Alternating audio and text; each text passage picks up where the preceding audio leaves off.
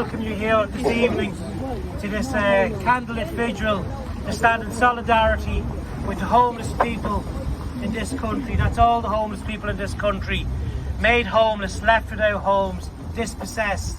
And most of all, this evening, we want to show some solidarity with the people who currently are residing across the river in the hotel, where they've been mistreated routinely.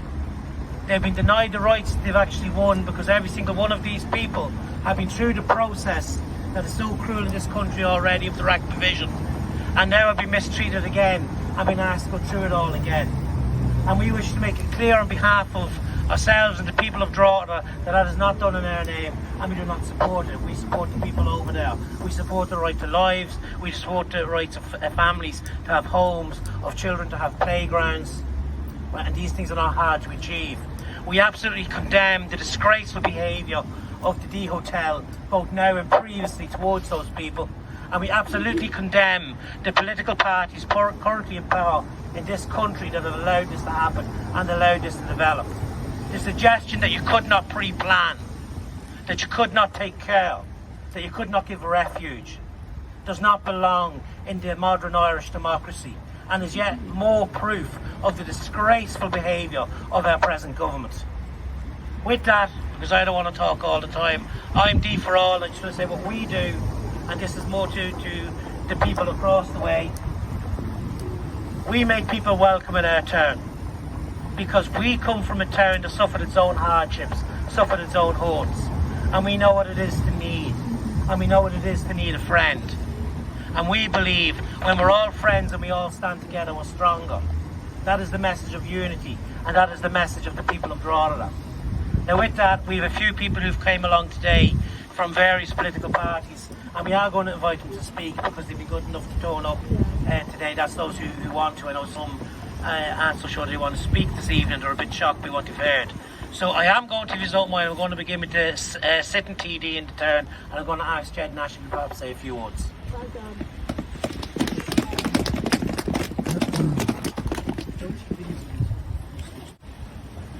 Brian, I want to thank you and everyone at D4All for inviting me and all of us to be here this evening on what is a damp, cold and miserable January evening. But we, most of us, can count ourselves lucky that we have a warm, safe and secure home to go back to. And not everybody in this town and in this country can say that.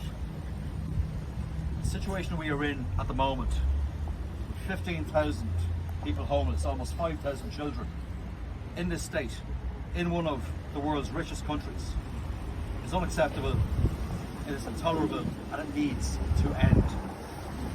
And we can see writ large the philosophy of the previous government and indeed this one. And reading the programme for government that's about to be passed by the Dáil next week, I have very little hope for the future, and I am somebody who trades on hope, and somebody who believes that we need hope to aspire to change. This government and the previous has presided over a situation where some of you here this evening who have a right to remain in Ireland, who are legally here, who are working, who are studying, contributing to our country, are being accommodated in completely unacceptable conditions. Completely unacceptable conditions. I received information from the Department of Integration last week that indicates that of the 33,000 people in this country who are seeking international protection and who are accommodated by IPAS at the moment, over 5,000 have, through the legal process, obtained the right to remain here, and some have obtained citizenship and are living in conditions that are unacceptable in places like this, across this river, paid for by the Irish taxpayer very handsomely, in conditions that are completely unacceptable. Completely unacceptable. And I am dealing with a number of cases at the moment that are completely unacceptable to me and should be unacceptable to anybody in a rich country, and a country that says we do solidarity. Because we do not do solidarity well if we look at the experience of far too many people here and across this country today. And I want to change that. And I'm working with individuals and groups to change that. thank you all for being here this evening. I want to thank you, Brian, and all of the group, all of the Drogheda Brawl group. The people of Drogheda stand here in solidarity with you. Thank you. Thank you very much, Alan. I'm Michael Tui. I'm the local Drogheda PVP rep. I've lived in this town my whole life, and throughout my whole life, Drogheda has been a welcoming place. It's been a place where no matter who you are, no matter where you're from, unless you're from Dundalk, we'll treat you well. Even the Dundalk people, sorry Dundalk. But it's been a place where we have treated people well, always. Our next door neighbours are our friends, no matter who they are, no matter where they're from. And to see, not just as I came here tonight and saw homeless people out on the streets in this cold, damp, horrible weather, but to see people who are coming into our country and trying to set up a new life for themselves, no matter where they came from, no matter what background they came from, and being treated so appallingly in the name of a system that wants to only keep them as slaves to wage, as in the name of a system that only wants to keep them as a matter of earning money for themselves, is disgusting. We in PVP, we in Drogheda in general cannot stand behind this. We are fully in solidarity with the people who are living in this hotel, not a hotel, in this centre at the moment for people. We are fully in solidarity with all homeless people, with all people without a home in Ireland. So it's not just homeless people, it's people living in back rooms, it's people living at home with their parents. I'm a 26-year-old myself. We are the unseen homeless, not having a future for ourselves, the people who are coming to this island in search of a new future and not seeing that future at all being realised. We are in solidarity with you every step of the way. Thank you very much. So look, I'm speaking to you today as a representative of the Community Action and Tenants Union. We are a union for those who are, well, basically anyone who isn't a landlord. If you're not a landlord, in your pot, you understand? Now, I'd like to talk about the very first word in our union, community. I see so many people here today from so many backgrounds, and I'll keep it brief. But I've spent the last few days listening to about the dire conditions of the D Hotel, and I can tell you now, we are proud as a union to stand with our fellow citizens of Drogheda, as our fellow citizens alive in Ireland. We are not outnumbered, comrades. We are out-organised. Do you understand? Every single person listening today has the potential to make an immense difference to the system that we're facing. We will not be fooled by the neoliberal and right-wing lies that we are told about how the housing crisis is caused by immigrants or refugees or any of that.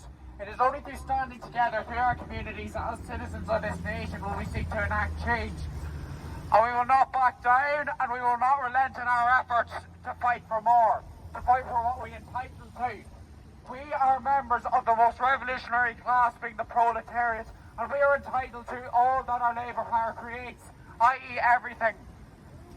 I reaffirm this union's commitment to our members, and I reaffirm our union's commitment to anyone facing abuse from their landlords, their letting agents, or in fact the emergency accommodation they find themselves in. We will not let any fake differences divide us, and we will not relent in our efforts. We'll keep up the fight against the system that impoverishes all, and it's only through standing together will we enact any change. Thank you.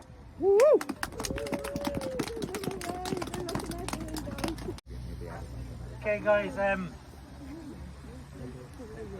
I do have a slightly odd job in this tonight, because as well as standing here for D4All and being the loud mountain D4All, I'm also here on behalf of the trade union movement of Ireland, that's the workers' trade unions, who through various campaigns, including the latest, which has Raise the Roof, have sought over the past 30 years, in fact, over the past 8 years, to raise the issue of housing, right, and the dangers of bad housing and no housing that besets this country. Remember that this state was founded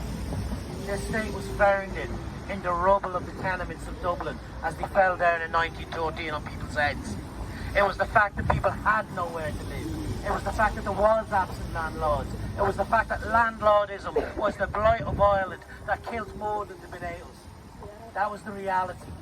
And that founded this state. That was the beginning of this country. And that was the beginning of the union to which I've been involved all my adult life, which is the trade union movement.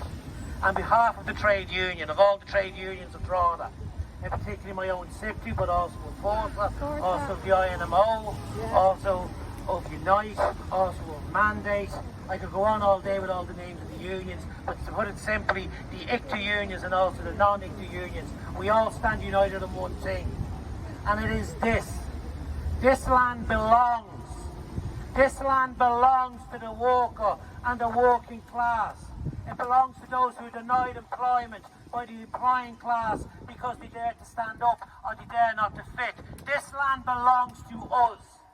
It is our land, it is our country, and we share it with who we will. And Ross was quite correct. The neoliberal agenda set by Fianna Fáil and Fine Gael is over. This is the last hurrah with the corrupt politicians and their cronies, the tax dodgers.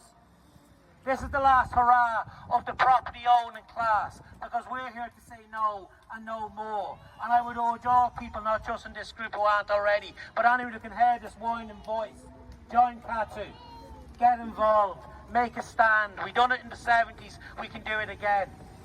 We have to stand against the indifference and the cruelty that is going on in this country. We have to stand with those that have less than us, those that now have a need from us, much as we once had a need from others. There's no one standing here today, and there's no person who is truly Irish today that can say they don't have relatives living in foreign countries because they left this land and they left the oppression of it, because they left the cruelty, they left the starvation, they left the sexism, they left the murder, they left the killing, they left the sectarianism. They left it all and went elsewhere. And now when people come in need to us, how dare we turn our backs on them? How dare we treat them badly? How dare our government dare suggest that somehow they're an inconvenience?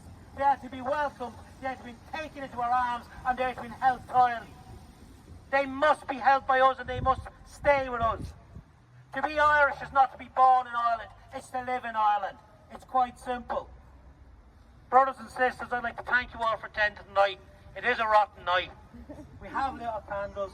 The people in the hotel have seen us. People have joined us. Absolute solidarity. I'm so proud of my town tonight. Thank you. Thank you.